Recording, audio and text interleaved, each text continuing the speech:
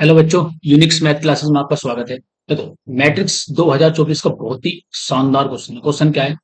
कह रहा है एक स्केलर मैट्रिक्स है जिसका ऑर्डर है 3, विच ईच एंट्री है ना, ईच एंट्री -1 0 और हर एंट्री पे हम या तो -1 0 या 1 में से कुछ भी रख सकते हैं।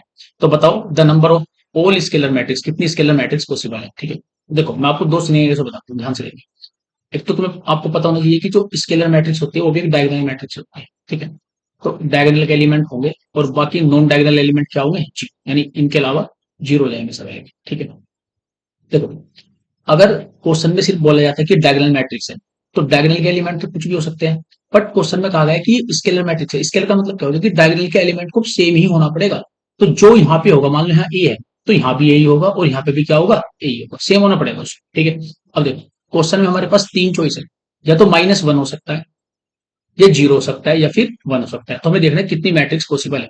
तो सपोज करो मैं -1 पुट करता हूँ तो यहाँ पे भी -1 आएगा और यहाँ पे भी -1 आएगा, तो एक मैट्रिक्स तो मेरे पास ये बन गई। ठीक है, अब सपोज करो -1 की जगह मैं क्या पुट करता हूँ, जीरो पुट करता हूँ, तो जीरो जीरो जीरो। ठीक है भाई, ये भी तो एक स्केलर मैट्रिक्स हो गई ना। ठीक है, तो एक मैट्रिक्स मेरे पास ये हो गई। ठीक है, अब डायगोनल में से जीरो को हटा दे, अब मैं जीरो की जगह प्लस का 1 पुट करता हूँ तो 1 1 1, एक मैट्रिक्स मेरी ये हो गई। तो टोटल मेरी कितनी मैट्रिक्स बन सकती है, तीन मैट्रिक्स बन सकती है। ठीक है, तो इस क्वेश्चन का तो आंसर बी हो जाएगा, बी। बट देखो, अगर मान लो सपोज करो क्वेश्चन में स्केलर मैट्रिक्स ने कहकर सिर्फ ये बोलता कि वो डायगोनल मैट्रिक्स है, तो यहाँ पे जो डायगोनल का एलिमेंट है वो तो अलग अलग हो सकते हैं। सपोज करो यहाँ पे -1 आ रहा है, यहाँ पे जीरो आ जाए, फिर यहाँ पे -1 आ जाए, या ऐसा हो सकता है कि यहाँ पे -1 आ गया +1 हो जाए, कुछ भी हो सकता है। यानी बेसिकली उस केस में क्या होगा कि मेरे पास इन तीनों जगह, यहाँ पे भी मेरे पास तीन चॉइस है, यहाँ पे भी मेरे पास तीन चॉइस है और यहाँ पे भी मेरे पास तीन चॉइस है।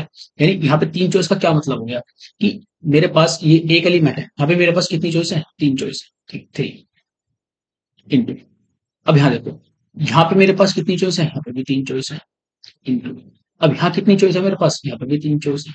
फिर हर देखो, हर एलिमेंट पे ये जो एलिमेंट है इस पे तीन चॉइस, ये जो एलिमेंट है इस पे तीन चॉइस, और ये जो एलिमेंट है इस पे भी कितना हो गया, तीन चॉइस। तो उस केस में कितनी मैट्रिक्स पॉसिबल होती है, तो उस केस में 27 मैट्रिक्स पॉसिबल होती है। ठीक है, ओके, थैंक यू।